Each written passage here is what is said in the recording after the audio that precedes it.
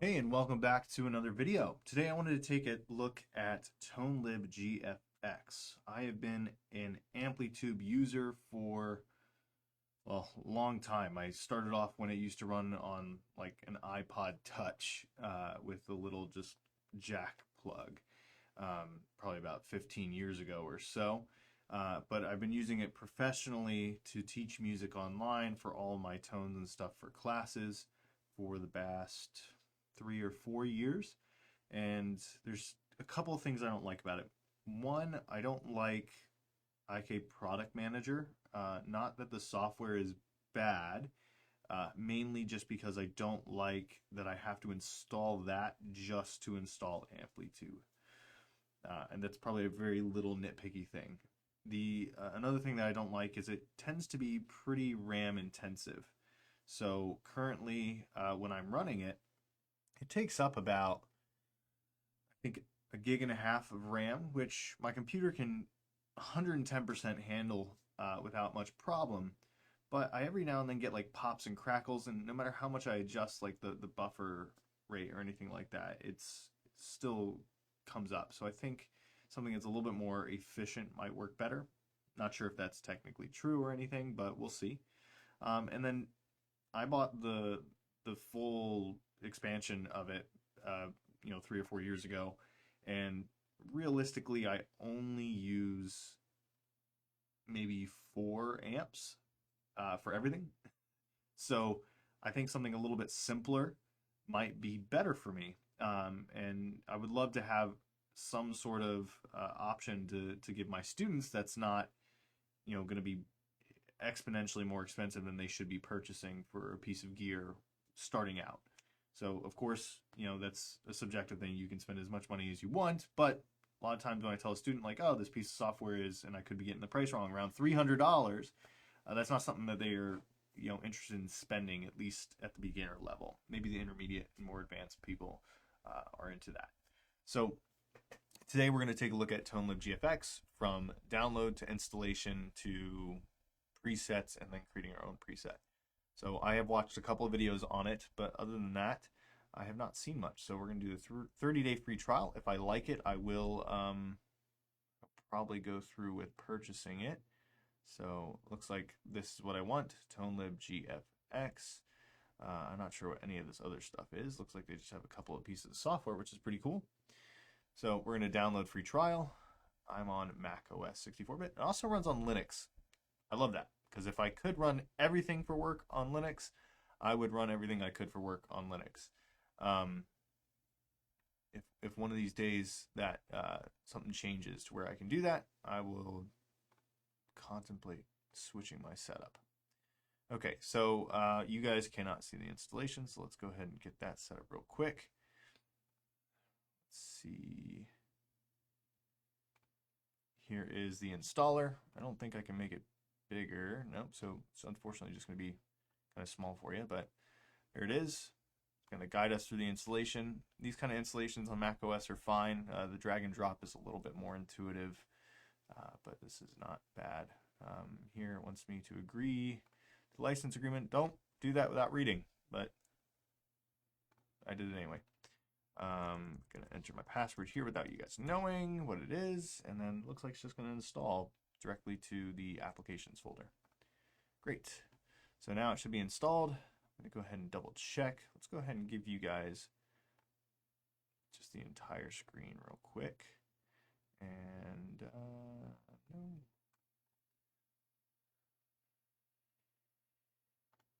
Okay. So there's the entire screen. Let's go ahead and check this out. I actually don't know if you can see me go into the app folder, but should have ToneLib GFX over here. I feel like there might have been an app for this on iOS at some point. Maybe I tried. It's picking up my voice. So it seems like it immediately went to the microphone as the input, not the interface. But we'll fix that. So here's a quick start guide. I don't think I need this, but let's see. Gotta be careful now. Turn the speakers off so we can do this. You've not selected an audio device. Okay, well, let's do that. So audio input.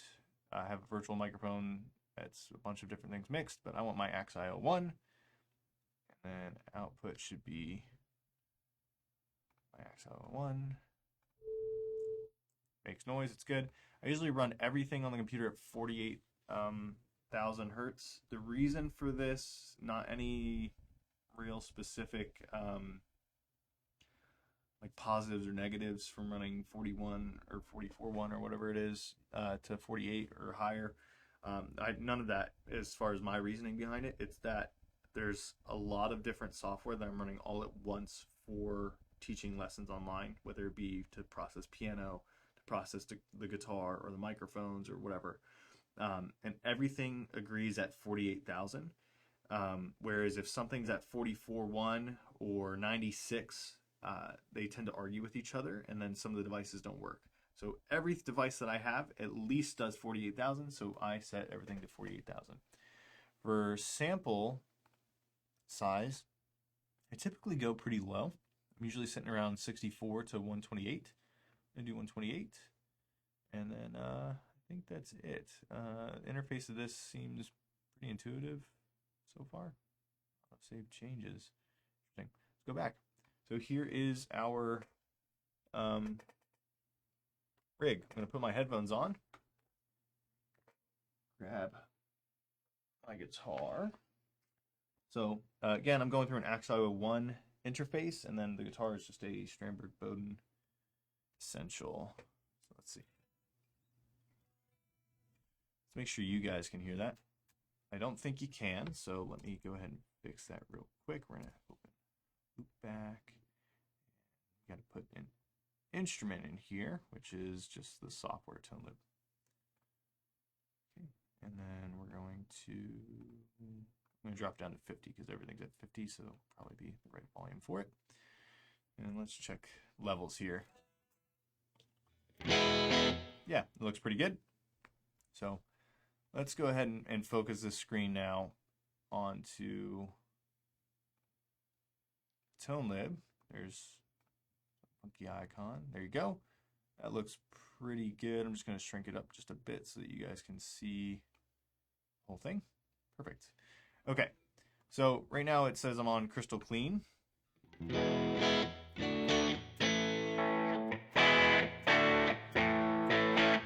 I don't know if I'd call that crystal clean. It's clean-ish. Of course, you know, higher output pickups might be doing something, although these aren't particularly high output. Let's try classic blues.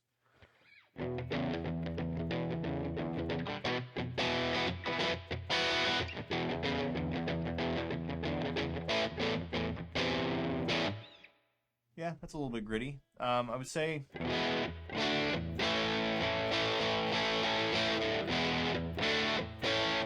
there's something about it that's a little like almost choked back, like it wants to go more, but it's not going more. And I don't think it's the like volume coming into my headphones. I think it's something internal that we might have to play with. But let's go through a couple more Star Talk.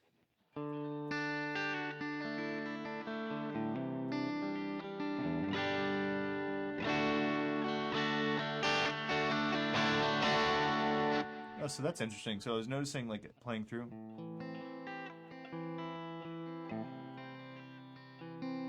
It's like very clean and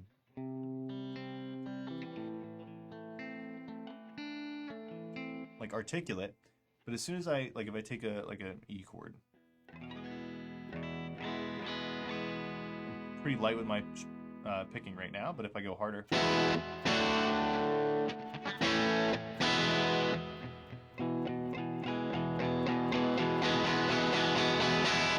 so it's not clipping anywhere in the software, but it starts to break up a little bit. Something that a lot of modelers and you know effects software plugins and stuff that struggle with is that breaking up with the dynamics of like how hard you're picking. So I think it's doing a pretty good job of that, but it does still sound a little held back, like almost like something's kind of like covering its face.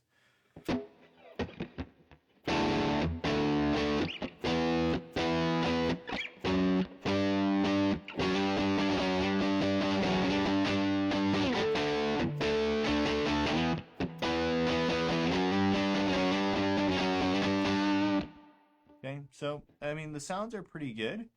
I'm not going to go through all of them.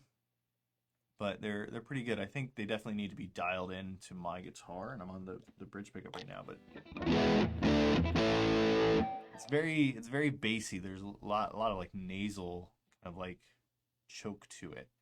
Let's go to an empty preset. And again, I haven't done a whole lot of research, but I did watch like 1 or 2 videos, or I think 3 total. So we're gonna start with amps. So let's see what kind of amps we got. So Box, Marshall, what about Fenders? Okay, that looks like a jazz chorus. Not sure what Randall. I'm not familiar with Randall's very much. I've owned Marshalls. I've owned Fenders. I've owned one Vox very briefly while I got it for a friend. Orange Crush. So I've owned Orange Crush 30s, like the little solid state amps. Those were pretty good. This is probably going to sound awful because there's no cab.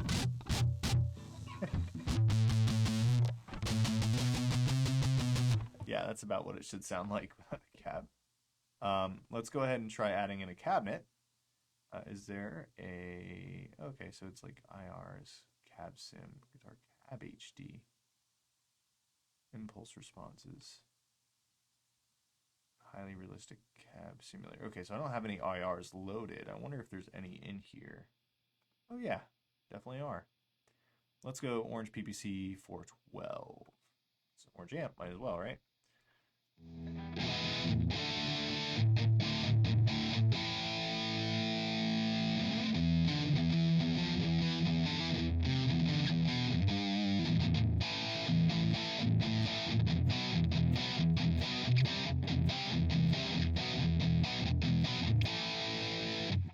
Okay, it sounds okay. It's still like very like choked, muffled. So I want to figure out how to get rid of that. Let's see. Probably just need some EQ. So one thing I like about Amplitude is the dials are on the specific amp.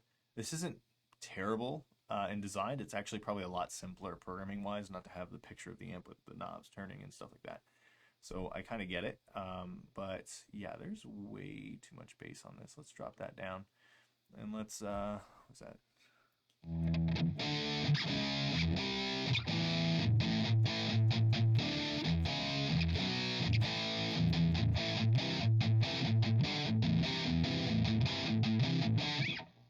It's okay. I want to push this just a little bit. Master. I'm going to push the mids a little bit. I just wanted to brighten up just a little bit.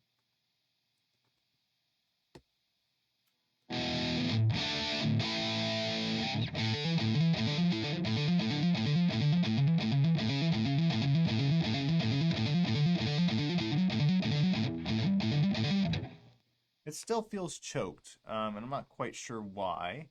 Let's go ahead. So IRs are great. Sometimes doing an IR stacked with a cab sim helps. Let's see if we can find something that should be similar. 412 greenback. Let's see how that sounds.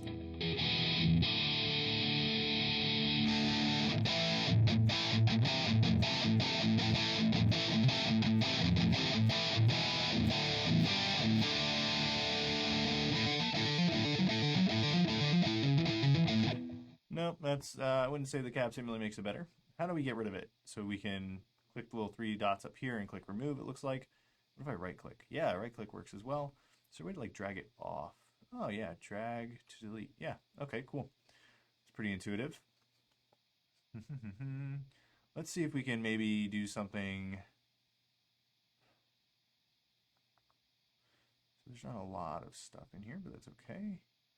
Maybe we can do something. So you hear that hiss? Can't get rid of that hiss. We need like a noise gate, noise reducer. Looks pretty basic. Let's try the noise reducer first. I definitely did it. Soft. Hard. So what I look for in a noise reduction or noise gate, whatever it is, to tune it to where you still hear the fingers.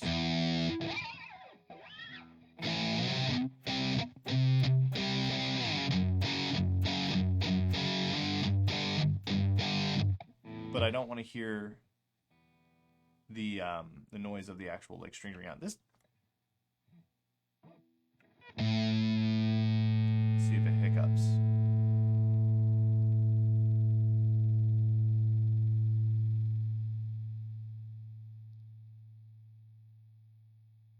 No, that's really good. Okay, so another thing that stinks about noise reduction, and this is not Amplitude or like another software in specific that I'm thinking of, but just in general, how most of them seem to work.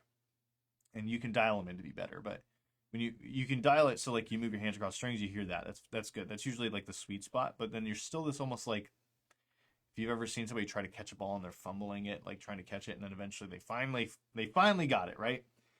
That's the sound, like the way I visualize the sound. The noise reduction is trying to like gather the extra sound at the end of the tail of the note as it kind of like dies down in volume, and then it's like struggling to catch it, and then finally it's like, oh, I got it, and then it stops. So you get this like kind of hiccuping in the sound, which is very undesirable. I think that's what most people hate about noise reduction, but that sounds really good. I think something else that would probably be really good on this is, I'm talking about like the EQ of it a little bit, but I think the like a pickup modifier is pretty cool. I think what we need to do is actually give it some sort of reverb. I think maybe a stereo reverb could do something. Hall reverb, plate reverb. So I don't usually like a lot of reverb, but I typically go for a room. I'm going to put it in the effects loop, which would be between the amp and the cab. At least I'm assuming that's how the software is going to work. And let's see what that does.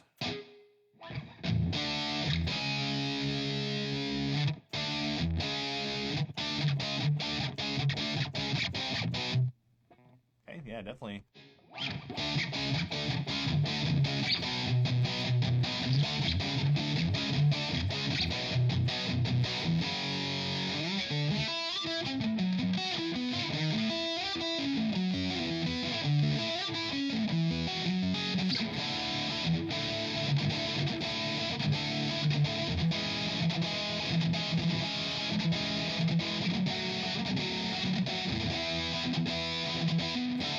Okay, so it sounds more open now, which is nice.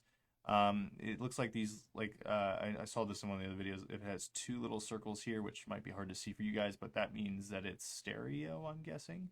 I'm not sure, but I think that's what it is. I don't really love this specific reverb. Let's try another one. So we got plate, studio, arena. Okay, so you can kind of change it to the room itself. So let's try a studio. I don't have like a very fancy studio, but there's sound treatment up and stuff. That's a lot heavier than the other one.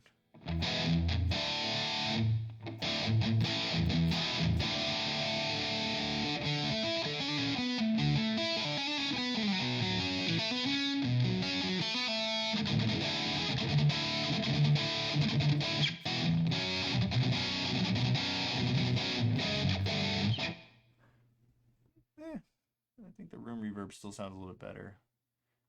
HD room reverb, HD chamber. So there's a bunch of reverbs in here. I like how simple this is. It's very like understandable, which is good. Bounce. I don't like bounce or springs. However, on Orange Crush, in fairness, when we look at Orange Crush, usually there is a spring built in, at least on the models that I've used. So let's try spring reverb. Maybe it'll sound more familiar to me. I usually just have it like way down. So well, let's do 15.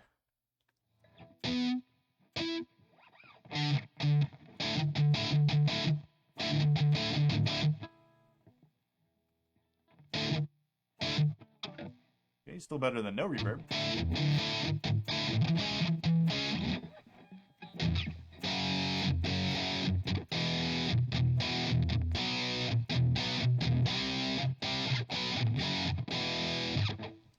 Okay, so I don't hate that. That sounds pretty good.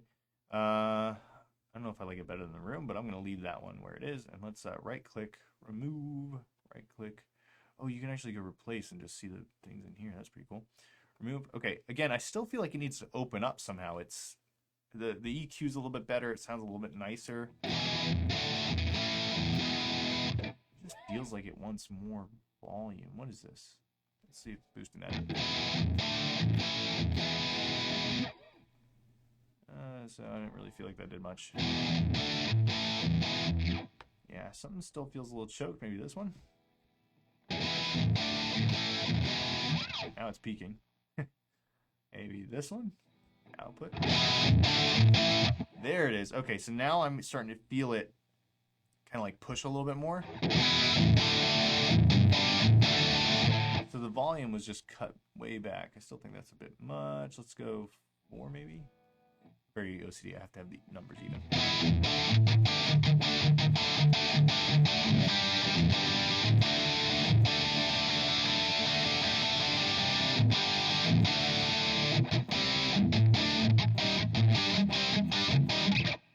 I like that.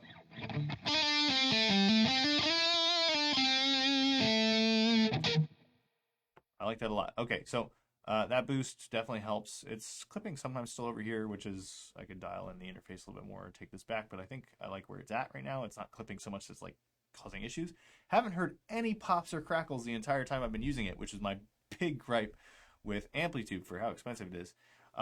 Just out of curiosity, you guys won't be able to see this. I'm going to open up Activity Monitor and just see what the process usage is on here. So like I said, it's about a gig and a half on Amplitude, and this is using about 1/4 of a gig, which is great. The processor itself never really got touched very much, at least not in any noticeable way, and right now it looks like it's using 8% of, not the entire processor itself, but of total utilization over all the other things that I have running, which is pretty good. I don't think there's any problems with this thing handling what I do for work. Another thing that everybody said was great is like the window is resizable. If I go like that, yeah. You guys, again, can't really tell that I'm making it bigger, but I can see everything as clear as day, which is fantastic. Now, usually what I have is this kind of like middle of the screen and then tucked behind everything, and I very rarely touch it, but it seems pretty good. Another thing that I really liked about this, it has backing track, ideas recorder, loop station. So ideas recorder, Amplitude has something similar to that where you can like record your thing. It actually looks like a lot more in Amplitude. Like Amplitude looks like a very stripped down like a normal DAW. This seems a lot simpler. Not complaining about it because I really don't use the other one very much, but when I do use Amplitude, sometimes I'll do like layers of different amps, and that would be something that would be interesting here. Loop station, I do like this. Auto start's a cool feature. I did see a video saying that it doesn't auto stop, which makes sense. As long as you can cut it down, I think it'd be fine. So let's try it. I'll just do a basic.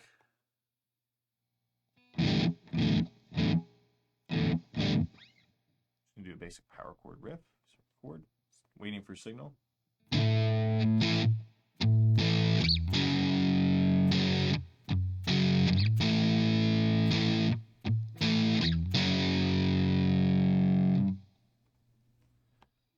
Okay, so it just creates a layer here. There's no play it.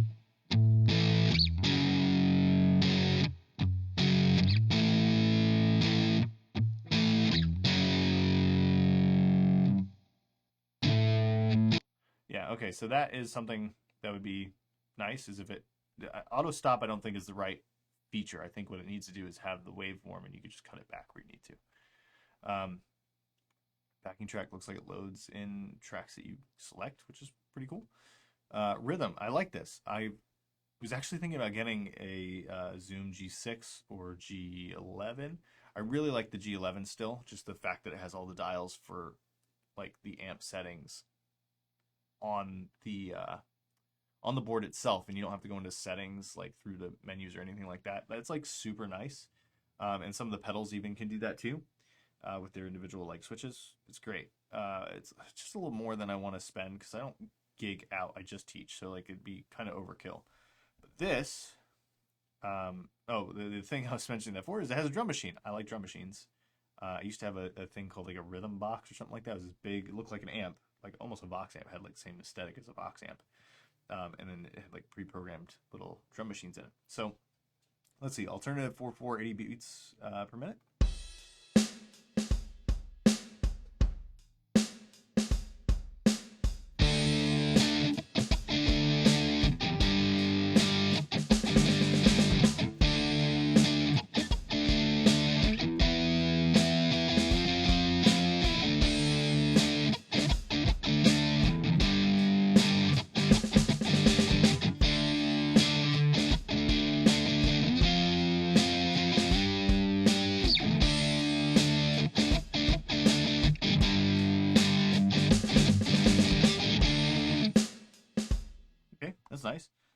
let's see if we can do a blues thing.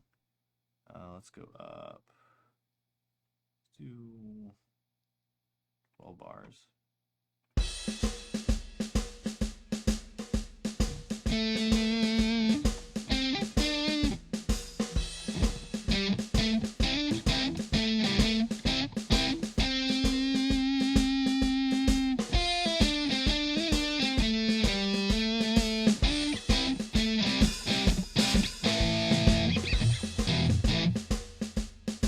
So it sounds pretty good.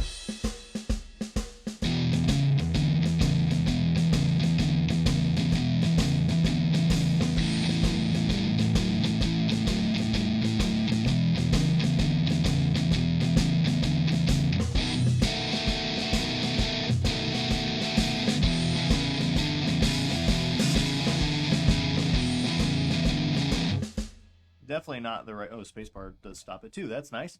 Okay, so definitely not the amp settings I would want for a blues sound. We can probably drop that gain way back, but it does the thing, definitely.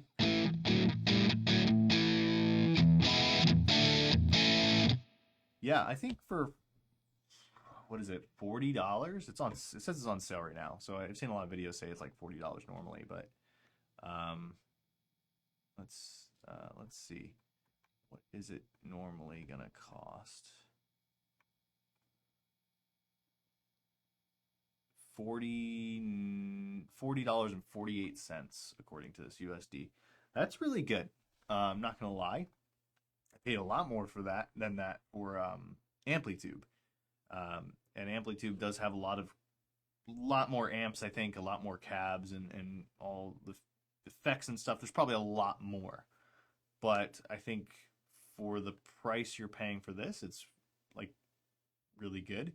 And it's simple. I think Amplitube is simple to an extent. Like I said, like an amp pops up, you have all the dials on the amp. That's great. This doesn't have that pretty of an interface, but with all the microphone adjustments and stuff like that, and like the visualization, that's great. But it's really good if you want to record with Amplitube, and I'm just not recording a whole lot. So I think something like this, especially while I'm teaching during the day, and like if I don't want to use too much power or anything like that, this is great. So yeah, this has been my look into ToneLib GFX. If you have any questions, go ahead and leave them down below. I'm going to definitely keep trying it out, and I might go ahead and purchase it if I like it after a couple weeks of using it for classes. So thanks again for watching this video, and I'll see you next time.